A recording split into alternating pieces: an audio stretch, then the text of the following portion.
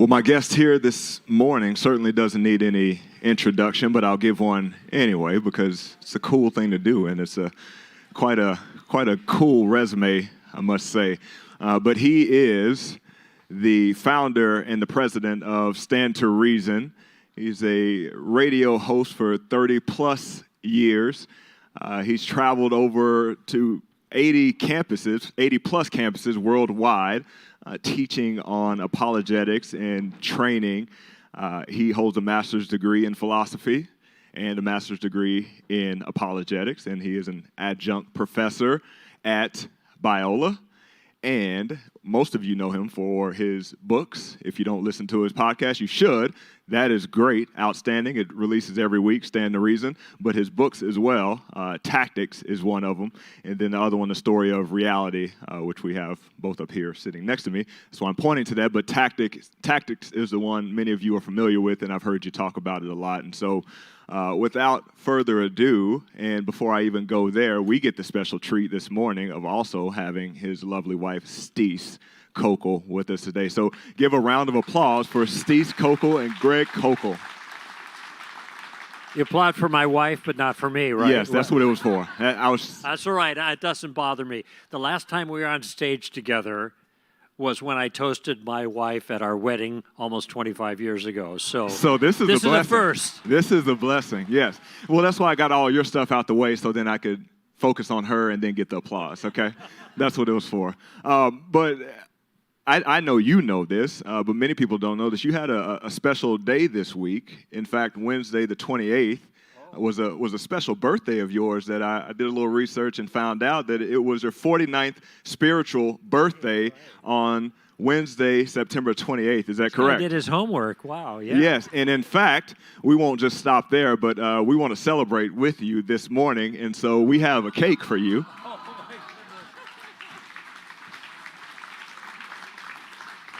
And I'll have my lovely wife come up front, but you have to blow out the candles. You want me to? Okay. Yeah. Don't. Well, I don't know if I have enough wind for 2 candles. Oh, wow. All right. Well, it took 2 blows. Let's do that. One for each candle. And then we'll bring the candle up here. And Steve, you can stand up for this too. I'd love to get a picture with the cake. With the cake there. We got the camera right there. Tilt it a little bit. Don't break it. All right. Happy birthday. And so my teenage daughters will love that. I'm just saying, you know. So we'll eat a little cake afterwards, but yeah, we are so grateful to have you here, and honestly, it's such a blessing that you came down the 405, that's hard to do sometimes, to spend the morning with us. And like we were joking about earlier, the good thing about Sunday morning, unfortunately, I wish it wasn't the case, but there's no traffic in L.A., so you got to get down here pretty quickly. But well, we'd like to think everybody was in church, right? That's what I would like to think. Everybody was on their way to church, but maybe one day, maybe we'll get there. So we're excited to have the both of you, and I'd love to just go ahead and get started. It's just being able to get a little bit of background. I know we know a lot of your work, and we hear you on the radio and things, but for you and Steve both, would love to know how you both met and how you came to Christ, what that looked like, and then how you got to where you are today. Well, we met after I came to Christ, so maybe I should start at the beginning for me. That works. I was actually raised Roman Catholic. I usually don't mention that because I don't want to speak, down on Roman Catholicism or whatever. But in my case, I never had any genuine spiritual experience there. And there's a lot of people who grew up in Protestant churches. It's the same thing. And so I was born in 1950. And I went to high school in the 60s and started college in the 60s. I was also in the Army for 6 years as a reservist during the 60s and early 70s. And when I got to high school, I was asked a question. When I was about a senior in high school, somebody asked me a question about Catholicism, and they said, "Do you really believe that?" Now, I've been raised in this my whole life, and I'd, done the defense of it just as I was able because that was my background. But when I was asked the question as a young adult now, I thought to myself, no, I don't really believe this stuff. And so that was when I made my departure with it, It was just something that I'd been raised with. There was no spiritual substance in my life. And it turned out that was true with everybody else in our family. There were 5 kids. And when everybody grew up, everybody left, even my folks, all right? Now, it's turned out, since then, all of the whole family, the whole family has come back to the Lord, all the kids, and my dad became a Christian just before he died when he was 70 years old. It was amazing, you know, what God did. But when I left Christianity, I thought I tried that. And so I embraced a lot of the new ideas of the time, ideas that are now entrenched in our culture and part of the DNA, and nobody even thinks of them anymore because they are so much a part of. It's like asking a fish what it's like to be wet. They're so immersed in it. But back then, the idea of the sexual revolution and what we called then free love, and the drug culture and the rock and roll culture, and all of these things were beginning to happen, and the opening up of the kind of gay liberation, all of that was fairly new then. And of course the anti-war demonstrations, so that you have this counterculture thing. And I'm looking around, and I know there are a whole lot of you folk that lived during that time, all right? So I can see the gray heads and the shiny heads out there, and I don't mean just yours, all right? So, and there was a big upheaval, and I embraced a lot of those ideas. To make things kind of more compact here, I'll tell you what happened to me. I was in honors college at Michigan State University. I was in a pre-law program, and my younger brother had become a Christian, but Mark was the more jock of the family. We had 3 boys in the family. We were all in sports, but Mark was the most accomplished one. And I thought in my mind, well, he needs that. He's the dumb jock, and he could, maybe he needs religion. But I'm too smart for that. I was the only one of our kids to go to college and get any degrees, whatever, and so I just thought I was too smart to be a Christian. And I moved to California. I got out here because I was at Michigan State University at the time, but I came to California because I was chasing a girl, my high school sweetheart. After 5 years of that relationship, it just ended, and that was really destructive to my own life because my whole life was revolving around that relationship. Now, I didn't come to Christ as a result of that, but I'll tell you what happened is it gave me a perspective on what my own philosophies, such as they were, could do for me when times were tough. And the answer was they couldn't do anything for me. I wasn't exactly an atheist, but I didn't believe in a personal God. And I just thought, I'm alone in the universe. I call it cosmic alienation. So when we're in the deepest throes of agony in our personal lives and things don't go right, especially as a young man here, I was 21 years old or 22 years old at the time, it was cosmic despair for me. And that woke me up about the inadequacies of my own collection of views that I had, just like a lot of people do now, smorgasbord of what makes sense to them. And I was a moral relativist, which basically means I didn't believe in objective or absolute morality. Morality is just a matter of individual opinion. And that gave me a lot of personal freedom, because now I could do what I wanted. But I was also marching against the war in Vietnam because it was an immoral war. Now, you see the contradiction there. And by the way, that's a contradiction that almost everybody in our culture lives with now, and they don't even see it. I saw it at the time, but I decided I'm just going to live with the contradiction because of the payoff it was for me personally. And then my brother Mark, who had become a Christian a couple years before, and he had shared a little bit with me, and I just shined it on.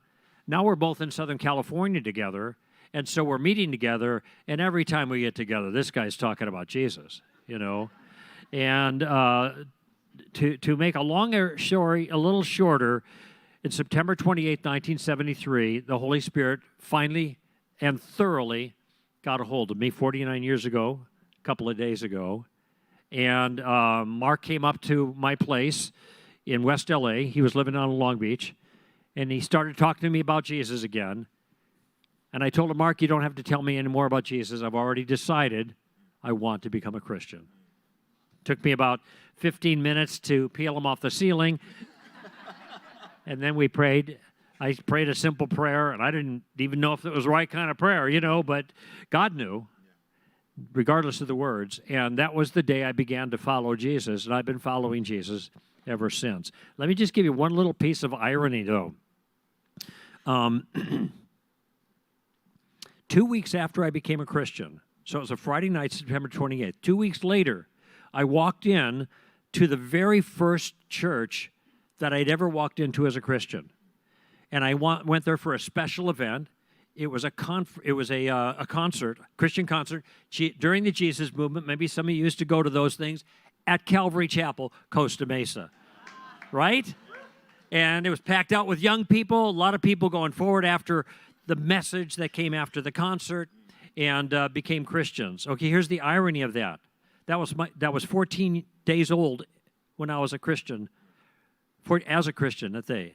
Last weekend, Stand to Reason put 2,300 students into that building, which only holds 2,000. Such a blessing. As part of a conference strategy we have called Reality Christian Apologetics for young people, for middle schoolers, and for high schoolers. So, I mean, God's got a sense of humor, right? Who'd have thunk? You know, when I walked in there as a hippie, had just got Jesus, that 50 years later, roughly, God would be doing that kind of thing over and over again through Stand to Reason, because we have 6 of these around the country right now, and Seattle in 2 weeks is already sold out, and in 6 weeks we have one in Minneapolis, and we've already sold 2,000 tickets for that 6 weeks ahead. So, I mean, it's just amazing what God has been doing. Yeah, that is amazing. And we had quite a few Compass students that were there as well. That's right. You had a good group there. Yeah. 70 or something. That's amazing. That is amazing. Well, thank you for sharing that, and we'll dial into that a little bit more. But Steve, would love to hear from you as far as your background and testimony. You can even tell us how you and Greg met, since he tried to leave that out. I'll leave it to you to give us the details of that. Thanks. I grew up in Thousand Oaks, California, and became a Christian when I was 12. But went wayward and in my high school years, and when I was 22, I had a little boy, and so I was a single mom when I met Greg, and that's when I turned my life over to the Lord, is when I knew I was going to have a little one, and I was going to have to raise him on my own. And I was working at a crisis pregnancy center. I was on staff there, and they were always trying to set me up with somebody. I was the single girl on staff. And so when our director hired Greg to come speak for our fundraising banquet, she said, "Oh, you got to meet this guy." So we did. I met him. Blind date. But it took me 5 years to catch you? Or was it 7? Or... Here we go. All of her girlfriends were really mad at me, okay? 5 years, but they were all mad at me because it took so long. But anyway. Yeah, and then just before my 48th birthday, we got married. So I had my birthday on our honeymoon. That's awesome. And it's 24 years, correct? We were trying to make sure we got that right. 24 years, 25 in June. That's right. June 6th. June 6th. D-Day. It's just, you know, guys, if you young, I was going to say young guys, but never mind about that. You get married on a day you can remember easily, okay? It's important. D-Day, okay, great. And it was great because now, you know, when on our anniversary, I don't have to get, like a D-Day gift for her. I just get an anniversary gift for her, so. It's funny how you keep that D-Day going all through your books and everything. Right. It's just top of mind for you. That's good. Well, Greg, talk to us a little bit about, obviously, you got saved, and the Lord continued to do a work in your life. But I'm sure you had some mentors, just people that influenced you heavily growing up. Talk to us about who those people were. There's a very interesting little story. I don't share this very often, but to me, it's so encouraging about how a small thing you can do can have a massive impact. And before I became a Christian, so that was the fall of September 73, but in the summer of 73, I was body surfing in Santa Monica. And I came back on a bus, and there was a young gal sitting in front of me. Her name was Adrienne Thatcher, and she was reading her Bible. Now, I had no real interest in her Bible, but I did have an interest in this girl, you know. So I started talking to her, and all she wanted to do was talk to me about Jesus, all right? And I actually don't remember a lot what she said, although I did get out with her at her stop, which is fairly close to mine, and walk her to her apartment, Hope Springs Eternal. I was taking another shot. And I said goodbye to her at the door. She said goodbye to me, and she closed the door, and I never saw her again in my entire life, Adrienne Thatcher. I remember her name, though, because 3 months ago, after I became a Christian, I remember that she had said that she had been going to a Bible study in Westwood Village. I didn't care about it at the time, but after I became a Christian, I started thinking about that, and I wanted to connect with these Christians. Now, there were a couple of really amazing things that happened that got me connected with this place, but it turned out to be a Christian community, and it actually was an unofficial Christian school taught by teachers who had all made an exodus from Campus Crusade for Christ when they all got mad at Bill Bright, but they were all Dallas Seminary trained. And so it was a tremendous environment for me to be connected with. Within 4 months, I had moved in to that house. I was there for 2.5 years, and I got discipled every single day. And I got 2.5 years of theological experience and education, rather. Summers we spent on summer outreach projects on Waikiki. I mean, somebody had to do it, right?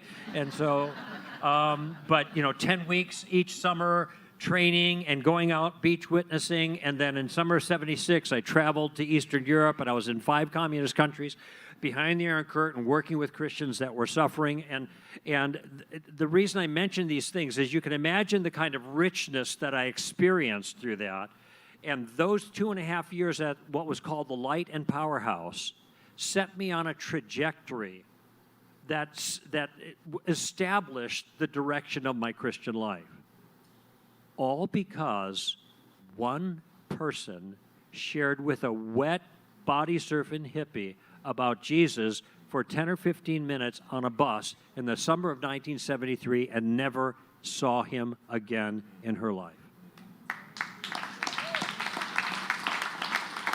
So the encouragement is you never know what small act of faithfulness to God is going to reverberate down through the decades in that person's life, and when you think of Stand to Reason, in the lives of so many others. So that got me involved with that community, and then after that, there was all kinds of different things that happened, but I was a staff pastor at a church in Hermosa Beach called Hope Chapel for about 8 years. And that's when, through a number of circumstances, I got challenged to start something like Stand to Reason. My whole perspective on, finding God's will for your life is not that God distributes ministry through kind of supernatural leadings or nudges or hints or dropping little pieces of little clues that you have to cobble together. And there's a lot of people who think of it that way, but I don't think that's a biblical model. God distributes ministry by gifting, and there's lots about that. 1 Corinthians 12, Romans chapter 12, Ephesians 4, 1 Peter 4, whatever. Lots of stuff there. And so what I was doing at this time is I was doing an analysis of my own life, and I got some good counsel from other people, too. Some that actually pushed me pretty hard because I didn't want to move forward. I was kind of comfortable where I was at. But the idea was, look, you have some capabilities, and they are being used in this local church environment, but you ought to focus on doing that thing which you do best. And so that's where the idea of starting an organization that came to be known as Stand to Reason came from. And I had a meeting May 1st with a whole bunch of people. It was actually a third meeting that I'd had regarding this idea, but it was a whole bunch of people about this size, of people who had followed me at the church and listened to the radio show. And I laid out this idea for Stand to Reason to them, May 1st, 1993. And they said, it's a great idea. I said, great. How much money will you give to get me off the ground? And they gave us some money, and we got going. And out of that church, Stand to Reason was born. 29 years later, we're still going strong. 18 staff. We've got, we reach all over the world. I've spoken on every continent except for Antarctica. We got to make that happen somehow. So, and we got 18 staffers. We've got people that's come through our organization, like J. Warner Wallace was here a couple weeks ago. All right. Jim was listening to our radio show when he was still an atheist. And he worked with us a lot of time as a volunteer, and then he came on for 2 years as a speaker for us, but he had just written Cold Case, and so we couldn't hang on to him. He was off, and so we let him go. But these are the kinds of things that God's been doing through Stand to Reason, and I feel like I got a tiger by the tail, Kenan. I'm along for the ride. It's been fabulous. Yeah, and it's blessing so many people, and I mean, I'm one of those myself that's just blessed by your ministry and all that you do there and your team there. Talk to us about the purpose behind Stand to Reason, because I think most people, when they just look at it, it's like, oh, I think it's an apologetics radio, or I think it's an apologetics organization, but you really focus a lot on discipleship, much of what you got there. Right. Yeah, it is an apologetics organization. That's where, in a certain sense, content-wise, that's where my interest lied. And I read Josh McDowell when I was first a Christian. I read Francis Schaeffer, C.S. Lewis, and these guys deeply influenced my life, and it's just something I migrated towards. And when I would teach at the other church, for the pastor that was there, we had 5 services, and in 5 services, you could pretty much iron out a talk, And so I would work on these apologetics topics, and some of these talks I'm still giving nowadays through Stand to Reason. But that was a way of kind of building that foundation. But when we started Stand to Reason in 1993, there were a couple things going on. I wanted to employ my capabilities as a communicator and my interest in the topics. And I just finished a master's degree in apologetics, and now I was working on a master's in philosophy under J.P. Moreland over at Talbot. And so this was all meant to help me to improve my craft, okay? But at the same time, it's not just the information. What I was seeing in the culture is, and this is kind of right in the midst of the heavy-duty culture war mentality, okay, that the Christians that were engaging the culture, first of all, engaging the culture in a very shallow way. In other words, in terms of their thoughtfulness and the way they dealt with issues and the way their capability of working through issues, it was not very good. It was just sloganizing. So it wasn't very thoughtful. And it was shallow, and it was also really shrill. Many of you remember those days. And one of the things that J.P. Moreland really emphasized on me as one of my mentors was the idea that Christians are supposed to be winsome and attractive. And so as we began Stand to Reason, I didn't have all this worked out at the beginning. I just knew I wanted to focus on apologetics and make a difference there. I began to form this idea of Christian ambassador, and now this is the foundation of what we want to accomplish at Stand to Reason. We want to build a certain type of person. We call them an ambassador. Ambassadors have 3 different skills. You think of any ambassador, for example. They got to know something pertaining to their role as an ambassador. They have to have an ability to navigate conversations well, okay? And they also have to have a character that commends their message and doesn't detract from their message. So those 3 things we call knowledge, wisdom, and character at Stand to Reason. Knowledge is an accurately informed mind. Wisdom is an artful method, that would be tactics. And character is an attractive manner. And so everything that we did from that time forward in our efforts at Stand to Reason was to build a certain type of person. So this goes to this issue of discipleship, Kenan, that you mentioned a few moments ago. Sometimes people will say really nice things when they introduce you that aren't always accurate. Okay, they'll call me Dr. Koukl. Well, thanks for the extra degree here, but I am not a doctor. I'm a master twice, as you pointed out. Thank you. Or they'll say, here's a guy who's got a great heart for evangelism. Well, this is not true. I mean, it's just not where my heart is. I do evangelism, but it's not where my heart is. But I can understand why somebody might assume that given the work that I'm in. My heart is not for the world. My heart is for the body of Christ. And thank you. And I think that's principally because I was discipled almost from the first 4 months into my Christian life. I started a relationship with a guy named Craig Englert who discipled me for 2 years every single day. I mean, we played tennis together. We went on vacations together. I was there for the birth of all of his children. It was amazing. Very tight relationship. And I saw the difference it made in my life. And so I began discipling right after that, groups after groups after groups. And so we started Stand to Reason. This is really where I see my role, the organization's role. And that is building up the body of Christ to do the work of ministry. So it's Ephesians 4 kind of thing, and then we build it up in the particular way that we do it, but we're not just passing out information. We are trying to build a certain type of person we call an ambassador. 2 Corinthians 5. We are ambassadors for Christ. That's our role. And when we start thinking less, in a certain sense, about evangelism and more about say, a kind of a friendly diplomacy, well, that kind of accomplishes the same end, but through a different mentality. It softens our approach a bit. It makes us nicer, I think, when we engage. And then when there are tools like the tactical game plan that I talk about in the book, the tools for gardening is what I call it, gardening in people's lives, a lot of emphasis on harvesting, almost no emphasis on gardening, and you can't have a harvest if you haven't had gardening, right? And gardening is where the hard work is. So we teach gardening. And then I think the harvest takes care of itself. Because just like for me on September 28, 1973, when, all Mark did was bump against the fruit and it fell in the basket because the fruit was ripe. The key is in the gardening. And so this is what we do at Stand to Reason. And we also have a real heart now for the next generation.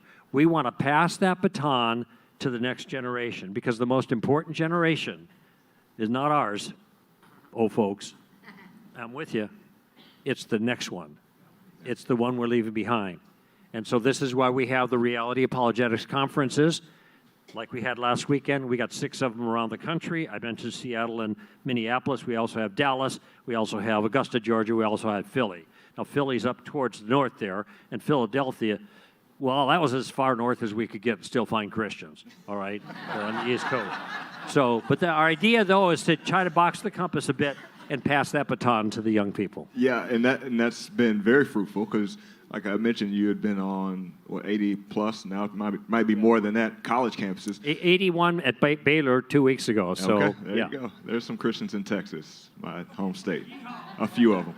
Now, but can you speak to, because I think a lot of people in here are in a scenario where they have grandkids and they have the opportunity to be able to influence some of these younger generations. And like you mentioned, you're going on college campuses because that's where we need to be. But what can this group do here within our own local body to get more engaged with the college, the youth, and not feel like, hey, I'm out of touch with them, or this whole different environment that they're dealing with that I didn't have to deal with? Is there any practical ways that you've seen best suited to say, hey, get in the lives of these young teenagers nowadays? Yeah, this is a really hard issue to deal with. We have teenagers. We have a 17-year-old and we have a 14-year-old. Our 17-year-old is not a Christian. And so she's been baptized, but she fell away, and we're praying for her, and our 14-year-old is on a good trajectory, but you never know how deep the roots are, even those that are kind of in the church and in your groups and stuff like that. The real test is when they get outside of the safe, encouraging environment that they've been growing up in that is largely Christian, and then get out in the world when they're going to get beaten up. And now they're getting beaten up in a way that even 10 years ago, I had no idea we would be facing. 3 years ago, I talked about a tsunami, a cultural tsunami that has been assaulting Christians. And now that tsunami looks like a shore break compared to what's going on now. Some of you know, for example, just a couple weeks ago, the pro-lifer got arrested by the FBI with 25 armed SWAT team coming in because of an altercation that he had with a pro-choicer that was in his face while he was talking there outside of a pro-abortion clinic, And they didn't do anything to the pro-choicer who was a harasser. They went, and this has happened quite a number of times just with that. We see government agencies being, and I don't like using this term because it sounds like rhetoric, but I think it's an accurate term, is being weaponized to bring hardship on people, especially Christians. If you're the wrong political stripe, and many Christians who are faithful to Christ have particular views that are not consistent with the culture's narrative. Let me just put it that way, okay? And so consequently, they are objects not just of scorn, not just of hostility, but actually government action against them to silence them because they have the wrong views, okay? Never in my entire life did I ever imagine such a thing. Okay, so now that brings us, okay, what do we do as a family? Okay, this is a question I ask myself because, and I don't know that I have been very successful at answering it. My basic approach, and I'm just finishing up a book, hopefully, God willing, later this afternoon, the last chapter, but it's on marriage and sex and family. And this particular chapter, this particular issues are right at the, they're at the ground zero of a genuine cultural battle, okay? It ain't the culture wars of the past. That was mild stuff. That was a lot of noise. Now we have culture being entirely transformed into something completely different than any of us grew up with, and that applies to you if you're 30, not 60. And it's happening really, really rapidly, and the ones who are getting the brunt of it are the Christians. And the culture is very, very aggressive and very corrosive. And that's why when you have young people in this culture, if they have an iPhone, which they all do, they are connected to the universe. And it's almost impossible to keep them away from all of these corrosive ideas. So you are there discipling them, maybe in the evening in some measure, on Sundays, some measure, and other things, youth groups, whatever, and all the rest of the time they are not asleep. They are being discipled by the world, okay?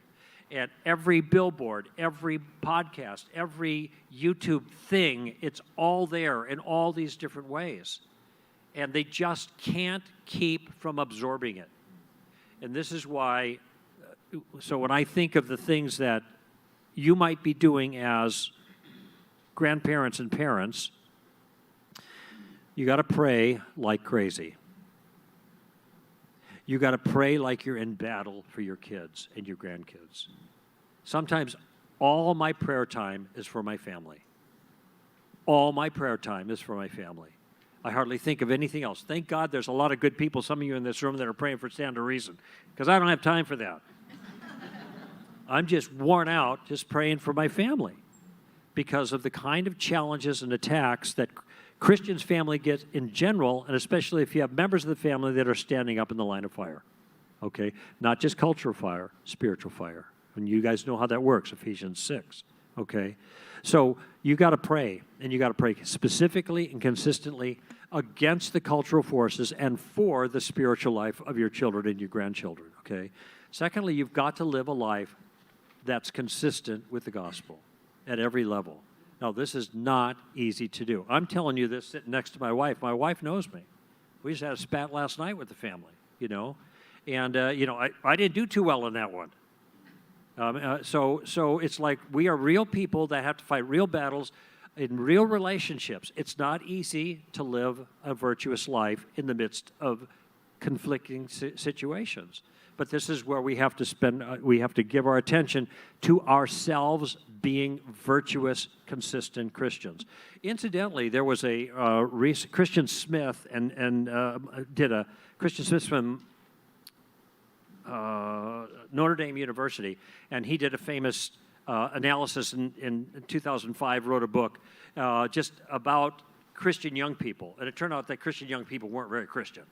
And but he did a new study not too long ago, and he said that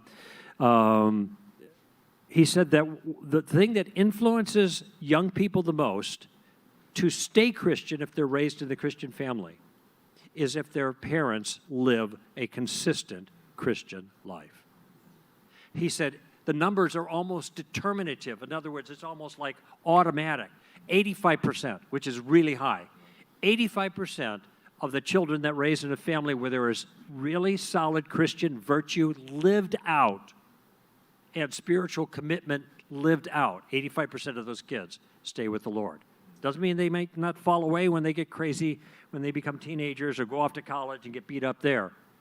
But eventually they come back. That's pretty cool. So that's on us as parents and grandparents, okay? There's a lot of people that will emphasize the need to kind of understand your kids' culture and know what they're listening to in the song and know the pop people and know pop culture and all that. I know nothing about that. And I actually think that counsel is well-intentioned, but it's almost impossible for any parent to really do that. Now, my wife stays really on top of my daughters, asking them about things, and it's really good that she's able to do it. She's a mom, and she's a full-time mom, okay? I can't listen to all their music. I can't even understand the words. I can't go to all their, sites. They're looking. I've got work to do. And a big part of my work is not just stand to reason, it's taking care of my family. All the things with housing and finances, all the stuff that parents have to do and dads. So I'm doing all of that. I can't be an expert in pop culture. I'm 72 years old, okay? You want to hear me? Okay, Simon and Garfunkel, Led Zeppelin, CCR, Bob Dylan, Groucho Marx. Okay, so it's not happening with me. And I think my suspicion is most of us aren't going to get up to speed. Don't try to be a young person. Try to be a wise old person of your age. The glory of old men is their gray hair, it says in Proverbs. The glory of young men is their strength. And what the proverb is saying is each group brings something different to the table. Young people bring muscle. Older people bring wisdom, okay? And that's what we want to be, steady in wisdom and insight as we're able in those circumstances. I don't think we need to know all the pop. One of our guys mentioned somebody from the stage, a pop musician, and it had one of those ambiguous names. It was Miley Cyrus. You know who this is? I said, is that a guy or a girl? I said, I had another guy tell me, Doug Tenaple, I talked to him on the phone last night. Doug says, if it's too loud, you're too old. It's like, okay, I'm too old. It's too loud. So the point I'm making is I do not think that what parents and grandparents need to do is be experts in pop culture. I think it's really important to listen to your kids as much as you're able to and have conversations as much as you're able to. I think stay-at-home moms will have a much more opportunity than dads who are working to take care of the family, okay? But that doesn't abrogate them of that responsibility. It just means that they aren't going to have the kind of in-depth relationships that mom is going to have. And then we have to watch our individual virtue and be trying to make a difference in their lives regardless of where they're at. Spiritually, when we can make insertions about living virtuously or honoring the Lord or whatever it happens to be. And many are the tales of spiritual leaders who have made an impact in history, who can look back and say, it was my mom, it was my grandfather, it was my aunt who made all the difference for me. That's why I am here where I am today. So do not underestimate your impact, even if you're not cool, which most of you aren't, okay? All of you can be an Adrian Thatcher in the lives of your kids or grandkids. That's awesome. Thank you for sharing that. And if we turn, excuse me, there we go. As we turn a little bit to the books, one thing that I really appreciate about your books is just how you make an effort to simplify just a lot of the things that you're talking about, and you even categorize them. I know in the story of reality, you just focus on God, not just, but you organize in the sense of God, man, Jesus, cross, and resurrection, and then, yeah, see, I'm reading, yes, yeah, I read it. I love your books. I'm not just saying it. But even tactics, thinking about like Columbo and suicide and all of those. But can you talk about just your mindset and even maybe inspiration on the simplification of the processes that you have laid out in your book, because it sticks? Well, part of what you're talking about is craft, and craft is learned. And at Stand to Reason, we emphasize craft. When people ask me, how can I do what you do? I'd like to be like you, and that's always flattering to me, but they don't know what they're asking, okay? because this work is really, really hard and demanding if you're faithful to it. But here's what I tell them. I tell them, first of all, and this comes from a little plaque that my wife had at our Carson house by the sink. It said, "Bloom where you're planted." I love that notion. And it's something that I've actually practiced. I never planned out to be where I'm at. I'm not a long-term planner, but I just tried to bloom wherever I was planted, whether I was a brand new Christian at the Light and Power House and somebody said, "Let's go to Hawaii and let's suffer for the Lord in Waikiki and preach the gospel." Okay, I'm there, Or let's build this thing and let's go to Eastern Europe behind the Iron Curtain and, deal with all that stuff. I'm there. I have an opportunity. I'm going to do it. I also lived in Thailand for 7 months, working in a Cambodian refugee camp in 1982. So these are all opportunities that came my way and I took them, okay? You take the little things, and if you're faithful in those, more things come your way, God willing. Okay, you know how that works. But the other thing I said is then you want to be a student of your craft, whatever craft it is. If you're a communicator, either speaking or writing, that's a craft. There are ways to do it well, and there's ways to do it poorly, And one big requirement is you have to be teachable. And so one of the things that I have always done is tried to get feedback like crazy from other people on my public speaking and on my writing, so that I could produce better material. I could be a student of my craft and be more effective at what I do for the gospel's sake. Now, I don't like writing. I like having written. All right? I'm not even wild about radio. And if I get a couple of weeks off of radio, fine with me. But I like having done a good show because I know that's out there working. So these are all labor efforts. These are labors of love, so to speak, but it's love for Christ, not love for the craft. But I want to be good at the craft, okay? So when it comes to the stuff of like writing the books, sometimes you hear this aphorism, put all the cookies on the bottom shelf, okay? Well, that's an idea that you want to make stuff accessible to people. I'll tell you something. You can't put all the cookies there, all right? Because some cookies don't fit on the bottom shelf. There's other things that not bottom shelf people or thinkers are going to get. If everything's on the bottom shelf, what happens to all the more mature people or the more thoughtful people? They get nothing but cookies on the bottom shelf, okay? So my goal has always been, when I'm speaking, to set a fairly broad table. So there are things that simple things people get, and then if there's more complex things, then other people who want to think more about them will get something a little bit more sophisticated, okay? Keeps the group fed that way. But there is a concept that's really important that I've emphasized with our whole team, and that is, even when you've got the tougher concepts, you want to try to throw the ball so people can catch it, all right? I like that aphorism better than cookies in the bottom. Let's try to say it in a way, or articulate it in a way, or illustrate it in a way that makes sense to them. So I started out with a little story about Adrian Thatcher. That story is going to stick in your mind. There's a reason Jesus taught in parables, etc., because stories stick. They're sticky. Okay, that's a principle of the craft. You want to be sticky in what you write and what you say, and then it's going to be more effective when you communicate. Okay, so these are some of the notions. And so when I start to write, and I really work hard at making it look simple, making it look easy. And any writer will tell you, if you have people that say, it reads so nicely and smoothly, it looks like it was so easy to write, you know that it takes a lot of work to make it look that way. But this is a commitment to the craft, okay? And it's something I feel strongly about as a follower of Christ. David said, "I will not give to the Lord that which cost me nothing." That's David. Now you think about that. And think about other Christian endeavors.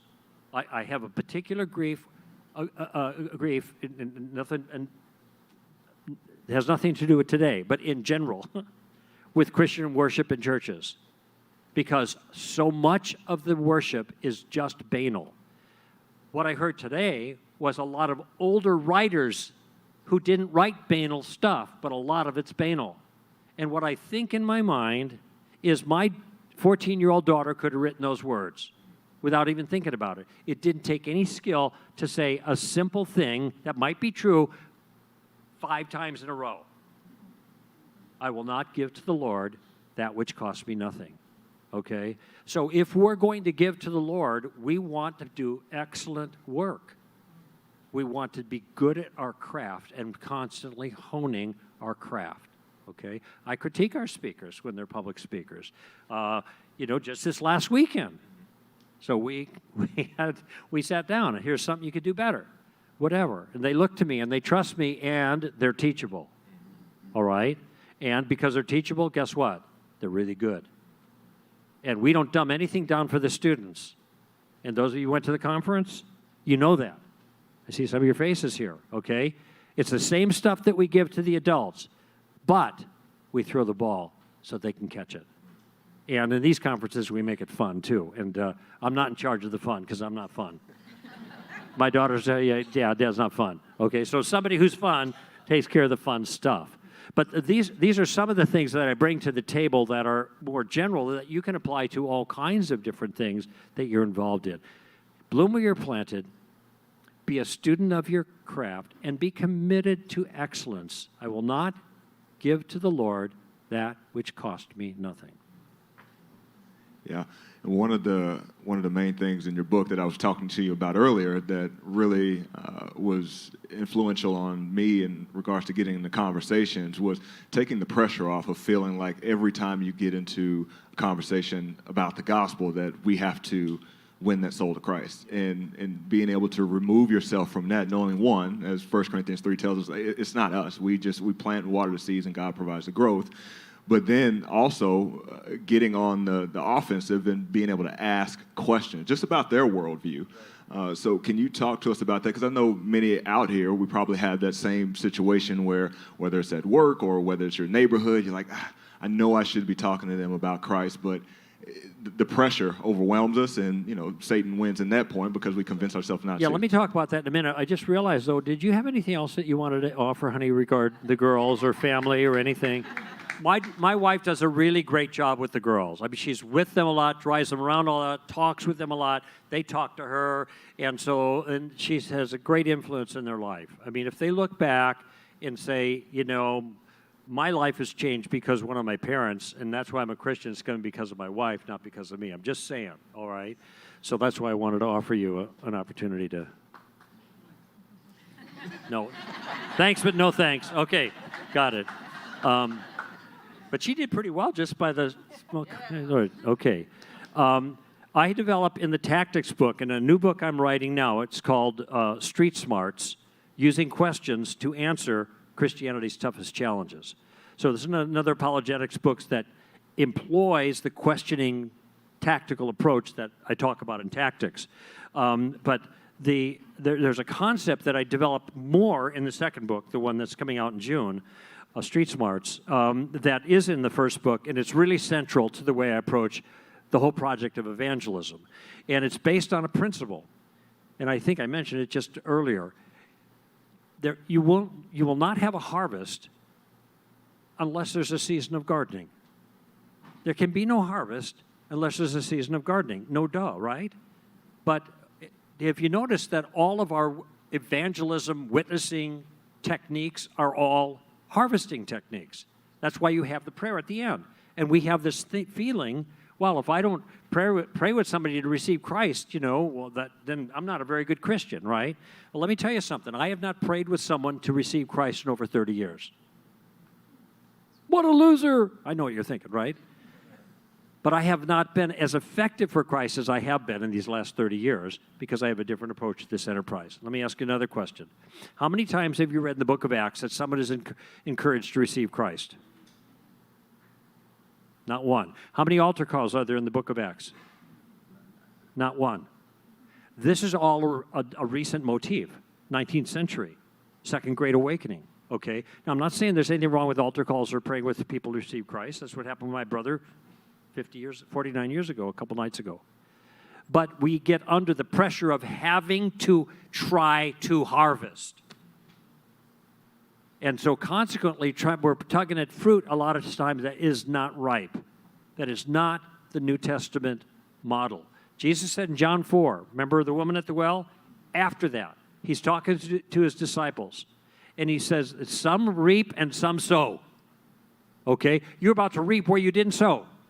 Notice that there are in one field, Sychar, in that case, 2 seasons, sowing, reaping, gardening, harvesting, 2 kinds of workers, sowers, reapers, gardeners, harvesters. He said, you didn't garden here, but you're going to harvest. You're going to get the easy pickings. And when the harvest is ripe, it's easy. The work is in the gardening, okay? But nobody's given gardening tools. And so this is one of the things the tactics book does, is meant to help you garden a little here, a little there. And so there are questions that are involved that you can go in and you can initiate conversations with questions and start moving in spiritual issues with questions. And you could even, in a certain sense, parlay challenges by using questions, okay? And there are 3 steps to the game plan, but the first 2 are steps anybody, a brand new Christian, can use. You don't need to know any philosophy, apologetics, theology, nothing, because you're asking questions about the other person's view. What do you mean by that, for example? How did you come to that conclusion? Why is it you believe that that's true? Those are 2 basic questions. Got a lot of flexibility. But you will be amazed at what God will do just with those questions, even if you're not trying to make your point, because first of all, you're being a student of another person's views, which is not only helpful for you, but it's nice to them. You're being courteous because you're drawing them out, showing an interest in them. But secondly, you are forcing them to think more carefully about their own views. And this is what almost nobody in Western civilization has done for the last 50 years. They have not thought about anything. They are socialized to believe these things, okay? And consequently, they just go with the crowd. So when you start asking them questions, then they don't know what to say. But now they realize they don't know what to say. They don't know how to explain their own view because they haven't thought about it. I'll give you one quick example if we have a moment. So 2 years ago, I was in Seattle, Washington State. And I had done a conference over the weekend, Friday night, all day Saturday. There were a couple other speakers, but I'd worked really hard. Sunday morning, I'm really tired. Now, some of you don't know this, but I'm not a morning person, all right? In fact, my line is, before my first cup of coffee, I'm an atheist. All right? So I get up, and I got to teach at a church that Sunday. So I'm working all weekend long. I'm tired, and it's early. Oh, dark 30, right? I'm rolling my roller bag out and into the restaurant to get a little breakfast and some coffee so I can at least be some kind of deist when I show up at the church. Or maybe a Jehovah's Witness, I don't know, but... And this young lady comes to my table, and she is way too energetic for that time of the morning. You know the type. Good morning. And what are you doing in Seattle this week? You know, that kind of thing, I thought. And by the way, I'm just so you know, you probably already figured this out, I do not want to talk about God. I do not want to talk about Jesus. I do not want to talk. Okay? And here's this gal. So I just want to get rid of her. And so I think, I know how I'll get rid of her. I'm going to preach in a church in a couple of hours. Oh, that'll get rid of her. She said, oh, good. Now I'm thinking, why would that be good? Oh, maybe she's a Christian. I said, oh, really? Are you a Christian? Now, what am I? That's for some of you who know, that's the first question of the game plan. What do you mean by that? So I'm not trying to witness, but I can't help asking this question. Are you a Christian? She says, no, I'm not a Christian. I used to be a Christian, but I'm not anymore. Now, she said, the universe takes care of me. And I'm thinking inside, huh? I didn't say it that way, but I did say, what do you mean the universe takes care of you? What did I just do? I asked, another question for clarification. I said, is the universe a person? No, I'm not trying to witness. I'm just trying to make sense out of what's going on. Is the universe a person? No. Well, then how can the universe take care of you? I mean, I'm genuinely conflicted here, confused. She stops and she thinks, she goes, oh, I guess that God takes care of me. Oh, okay, well, that makes sense. And then she says, God is the universe. And I'm thinking, huh? You know, like that. And so I said, what do you mean that God is the universe? And so I'm asking these questions, and finally she goes away. Thank you, Lord. Okay. She brings me my check, and here's what she says to me. Now, remember, I'm not trying to witness. I don't want to witness. I want her to go away. The only questions I'm asking is trying to make sense of what she's saying. That's it. But they were the Columbo tactic, at least the first step, gathering more information. That's all I was doing. Reflexively, I couldn't help myself. She said, you know, nobody has ever asked me questions about my view before. And it got me thinking. That would be like OMG, right? Gosh. It got me thinking. So I said to her, well, if we had more time, I could ask you more questions and you could do more thinking, is what I said. But I had to go. But I just want you to see something. So there was the first step of the tactical game plan. I am asking questions to gather information about their view. That's it. I'm not trying to persuade. I'm not trying to refute. Nothing. I'm not even interested. God still used that to get her thinking about the coherence of her New Age kind of views. That's how powerful this can be. That's how powerful gardening can be in a person's life. By the way, I mentioned I hadn't prayed with anybody to receive Christ in 30 years. I mentioned J. Warner Wallace. J. Warner Wallace was in my garden when he was an atheist, okay? John Noyes, who was speaking at the event last weekend, who was on our staff, our speaking cast, he was in my garden when he was an atheist. Abdu Murray, who was his own ministry out in Detroit, very well known, has a lot of books, and he was a Muslim before he became a Christian, and he was in my garden when he was a Muslim. That's how gardening works. Now, did I pray with those guys to receive Christ? No. What happened? Somebody went into my garden and harvested my crops. What's my attitude? Get out of my garden. No, that's not my attitude. So that the one who sows and the one who reaps can rejoice together. That's Jesus, John 4. The one who sows and the one who reaps can rejoice together. We're all on the same team. That's awesome. Well, thank you for sharing that. I appreciate that. And just even remembering that going into conversations is helpful. Like you said, the goal is, as you mentioned in your book, just to put a pebble in their shoe, to plant a seed. I didn't mention that detail. I'm just it. trying to get people thinking. When I speak to a non-Christian audience, a university, I just tell them right up front, I'm not here to convert you. I just want to put a pebble in your shoe. I want to put a stone. Yeah, you know, those kind of annoying, right? It's not the end of the world, but they get you thinking. Get that. And I said, that's what I want to do. I want to annoy you in a good way. And they all laugh at me because they expect the Christian to annoy them, and I'm your guy. But that's my goal. I just want to do a little bit, just a little bit. Get them thinking a little bit. Good. Well, thank you for that. And, yeah, they just put the website up here. And so if you don't know about Stand to Reason, definitely go to the website, subscribe to the podcast. You can sign up. They send out updates where they're going to be and the shows and those things. And then also, I think on the tables, yeah, you want to speak about that? Yeah, can I take a moment? Yeah, please. Yeah. By the way, the picture you see is the website, the top part of the homepage. Today, in a couple of days, it's going to be different. We're going to have all kinds of different things up there, you know, and there's lots of stuff. This thing is there's John Noyes, the atheist that used to listen to our show, and now he's on our team. We have a very deep bench. And so there are thousands of articles and videotapes and training tools. If you scroll back up to the top, you'll see right there that banner, that little badge, it said STRU. And you can sign up for courses.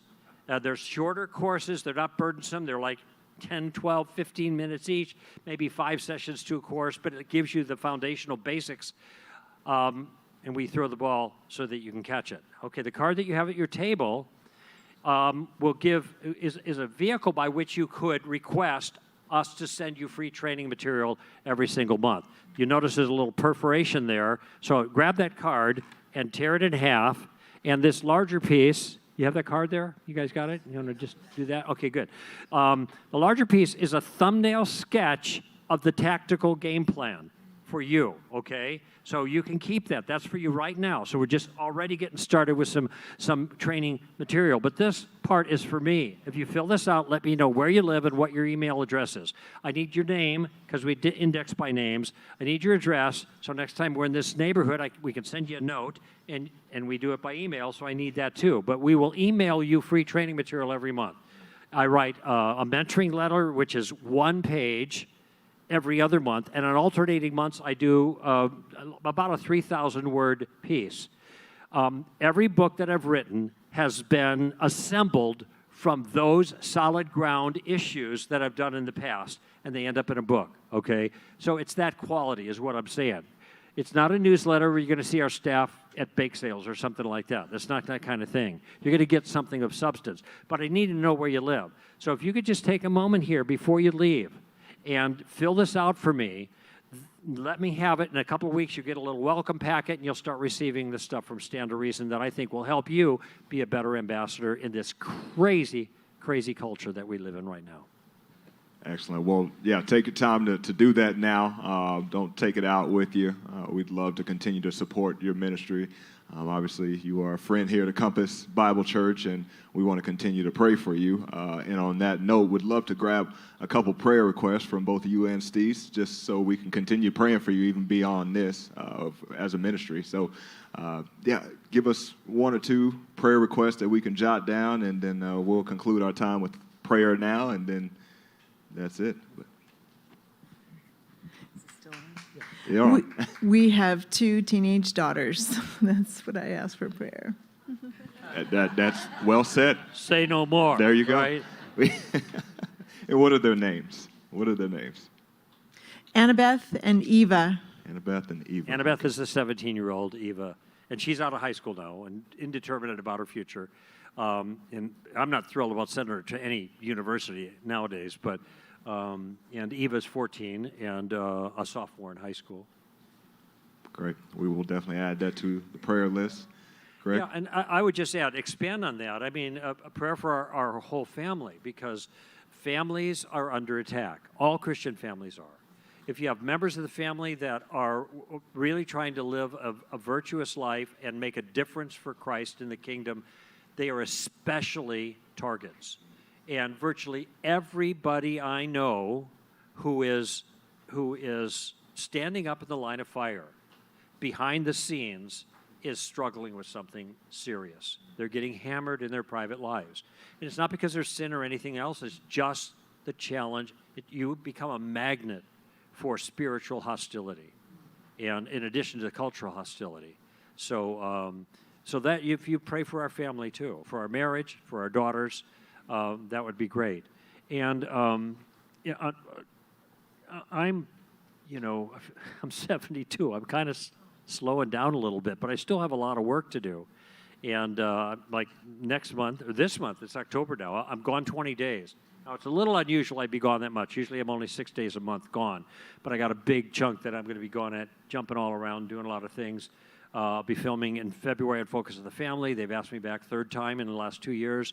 I've got lots of events here to do in the next few weeks, and I'm just finishing up this book today, and I jump right into doing the video series I got to write a script for.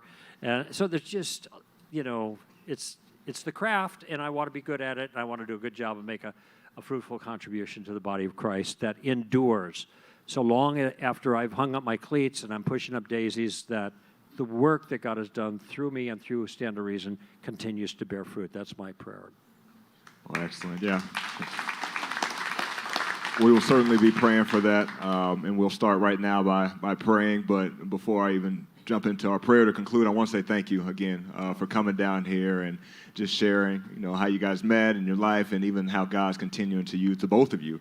And we will pray for your family, but let's give them a round of applause one more time. Thank you. Thank you. And then if you would, pray with me. God, we come before you and just ask for your grace and your mercy upon the Koukl family. Lord, we pray that you would give them much endurance, even as Greg was speaking about his traveling arrangements for this coming month. Lord, I pray that you would give him much strength to just continue to be bold, to continue to stand firm on your word, as we know our culture is seeking to attack it in many different ways. And as he just alluded to, one of the ways that Satan works is even through the family. So I pray that you would protect his family, that you would bring both of his daughters to Christ, allow them to be saved, allow them to be used for your kingdom, as you are using both Greg and Steese. Lord, I pray that you would protect their marriage. We know that there comes a lot of challenges just with kids and with marriage, and we know that Satan is hard at work to break up the family in any way that he can. So protect them, please. Lord, please use Stand to Reason to continue to reach many. And I just love what Greg said about not necessarily being in love with writing books, but being in love with the result, being able to see many lives be changed for the gospel's sake and for the kingdom advancement. So please continue to use his ministry to make new creations in Christ. And Lord, I pray that you would even bring more people to Christ, even with this newest book that he's coming out with, Street Smarts, that it would be fruitful and helpful just as Tactics was, that people can use this in their neighborhoods, at their jobs, in their schools, and all these different places that is under attack. So thank you again for the Koukl family. Thank you for their ministry. Pray that you would just bring much fruit from them in the year to come. We ask all these things and give you all the thanks in Jesus' name. Amen. Amen. Thank you.